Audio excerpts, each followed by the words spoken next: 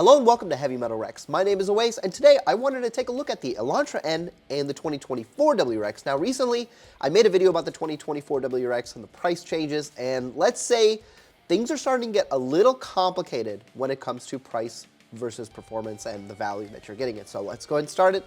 Let's get started, and I want to jump right into this. So the Elantra N is a very interesting anomaly because at its inception, it was designed to beat out a lot of other cars or compete with a lot of other cars in this sub $35,000 price point. Cars like that include the Civic Si, the Golf GTI, and the WRX. And it probably goes against other cars too that you probably don't even think of.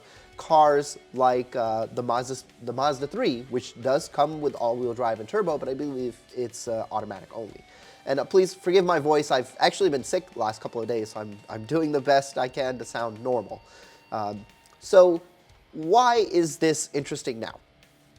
If you haven't seen my previous video, I talked about the 2024 WRX, and the price for all of the trims is going up. And that may or may not be a deal breaker for some people. And I know usually when I post any race videos or I post any comparison videos, people say, well, hey, what about the Elantra N? I have had the opportunity to sit inside of an Elantra N. I've done a couple of race videos with an Elantra N, and objectively, I think it is a fun car, right? I like the way it looks, I like the way it sounds, and it has performance, definitely the performance backing.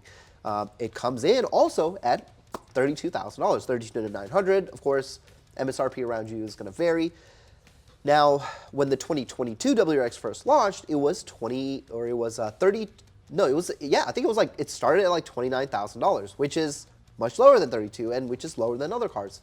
A lot closer to the Civic Si, which usually starts also around like $29,000. Fast forward to 2024, which is, we're in it. In the next month or two, we're going to start seeing 24 models start shipping, and right now the configurator for it is already active. That means that the new price is what you're going to have to pay for a brand new WRX. Now, obviously, there are some added benefits for this generation, but some things that people may not like. But if you start looking at other cars, you can't get away from it. And the specific one I'm going to talk about here is the safety features. You know, the price is going up because they're adding a couple of things like the safety features in the manual as well. Well, a lot of other cars just come with that standard anyway. So this is a great example. The Elantra N does actually come with its own same safety systems, whether that's forward collision detection, blind lane assist, rear stopping, all that stuff. It's in there. You can't really get away from it. So we're not going to worry too much about that part. And what I want to talk about is, does it make sense for you to be cross-shopping the Elantra N for the WRX? And, you know, TLDR, yeah, it does. It's still going to end up coming down to what you want the car to do and how much you can find the car for, which is really interesting because we're going to get this right out of the way. The Elantra N has, notoriously, people have said it's always been marked up, but in my area, St. Charles Nissan and Hyundai, which is only like 30 miles from me, and ironically, I actually used to do their IT, they're selling one for, $34,000. That's really not that bad. And even if I look at nationwide, these are brand new Elantra Ns, and they are not a single one is marked up by a lot. I don't know what's going on with this $36,000 one. Maybe it's got some extra options on there, but for the most part, if you want to buy an Elantra N for $32,000 to $33,000, it's possible to do. So that's out of the question now as well. So if you're looking at these cars price for price, it's it's very similar. Where the differences come from is how these cars actually do what they do. They're both four-cylinder. They're both turbocharged. You know, both can come in a 6-speed option. Now, the Elantra N does have a DCT versus the CVT that comes in the WRX, so that's kind of something that you need to know. But if you're then there's front-wheel drive for the Elantra N and all-wheel drive for the WRX. In my mind, this is the main difference between these two cars. Now, we're looking stock for stock. If you're looking for a stock car and you're never going to modify it, the Elantra N does have a really nice exhaust. Actually, there was a whole story in California where somebody got pulled over and they claimed that it was an aftermarket exhaust, but it was actually just the track mode. The Elantra N exhaust is actually very nice. I wish I had more clips of it, but a buddy of mine who has it, when I raced him, I listened to it, and it's a phenomenal sounding car. I think it's a good-looking car. It has cool-looking wheels. It does have a very unique shape, which is something that it shares with the 22 or 24 WRX. These are both very polarizing cars from the outside. Now, the inside of these cars, they're very different, actually. The inside of an Elantra N is designed more to be a race car. I know this sounds weird because they're just both four-door sedans, but the driver position and the way everything is set up, it's definitely more driver-oriented, whereas the WRX still kind of just feels like your mom's Camry. I know that this is probably going to upset a lot of people, but even myself, every time I sit in my car, I don't feel like I'm driving a sports car. Like, I feel like I'm just driving a regular, everyday sedan with the sitting position, the way the steering wheel is, everything about it is just, it lacks a little bit of that refinement, or maybe they just weren't aiming for that. Whereas the Elantra N, they knew exactly who they were making this car for, and that's who they're selling this car to. Now, so that's just something that's going to be subjective. You will have to sit in both, and you'll have to decide what feels good for you. Some people may find the Elantra N to be a little on the uncomfortable side. That's possible with the way that the seating position is. Your legs are actually straight versus to the pedals, whereas the WRX, even though I can lower the seat as much as I want, my legs are still at a somewhat of an angle. So it seems weird when you're talking about it on paper, but when you sit in both cars, you feel it right away. Now, let's talk about the power and the engine. Now, Elantra or a Hyundai does claim 276 to the crank. A lot of the dynos that I've seen so far have kind of shown especially the DCT car, to put down 276 to the wheel, which is a lot like what's been going on with the WRX, where the WRX they claimed that it was 271 horsepower to the crank, or I don't know what the hell they claimed. Subaru claimed whatever they want. They said 271 horsepower, but really we were making somewhere around anywhere between 255 and 265 to the wheel. My own car made 261 to the wheel, 100% stock. So I don't know what's going on with car manufacturers. They probably just say whatever they want to get away with emissions problems or whatever, but that's what it is. Now, I have had a front-wheel drive performance car before in a Golf GTI, and the biggest thing that I experienced, depending on the tires that I had, was wheel hop on launches. Now, if you're somebody who does a lot of racing, front-wheel drive may seem a little scary to you because wheel hop is a concern, but I think it's just really going to depend on the tires. I do believe these come with Michelin Pilot Sports. I want to go back and I'll check that again before I say it, but I think these do come with much, much better tires than what come on the 22 or the 23 or the 24 WRX.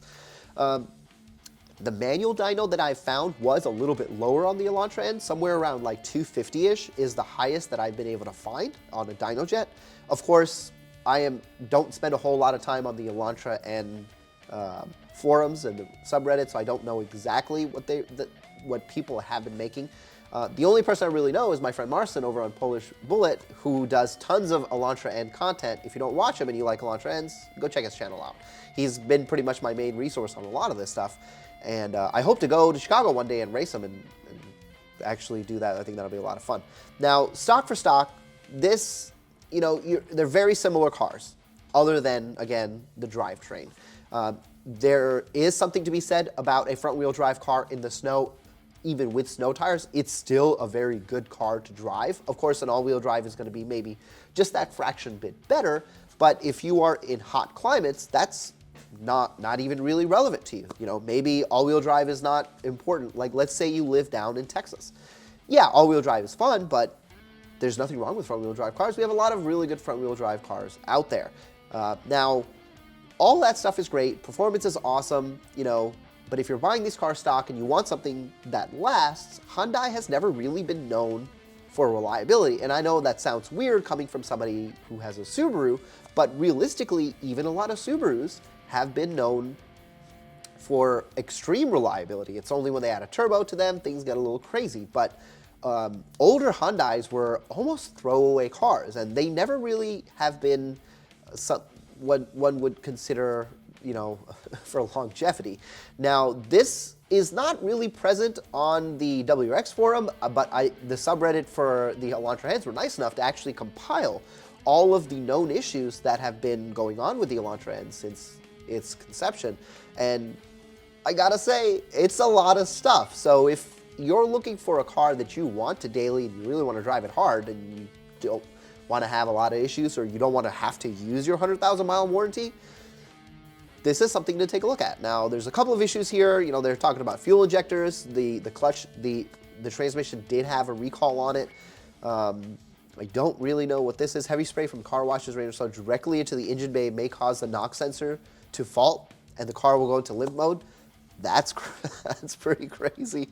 But, you know, to be fair, WRX also has had its share of recalls. And I think one was for the fuel pump when the 22 first came out. They had to replace it or something along the lines for that. I know I made a video recently about the 23 WRX having some sort of drive shaft issue, which, you know, the funny thing is, I haven't heard much more about it, so I actually need to do an update on that because some people did go and check their cars' VINs, and they were on the recall list. I think it may have only affected a few cars, but, you know, besides that, nothing has really happened. Of course, you know, you can say the glass transmission is an issue, but really, that's kind of a self-inflicted problem. I do know of like 3 WRXs who are completely stock that did blow up their third gears, but I mean, 3 out of like the thousands and thousands that I know, that's actually not that terrible. And each one was replaced under warranty, so less of an issue.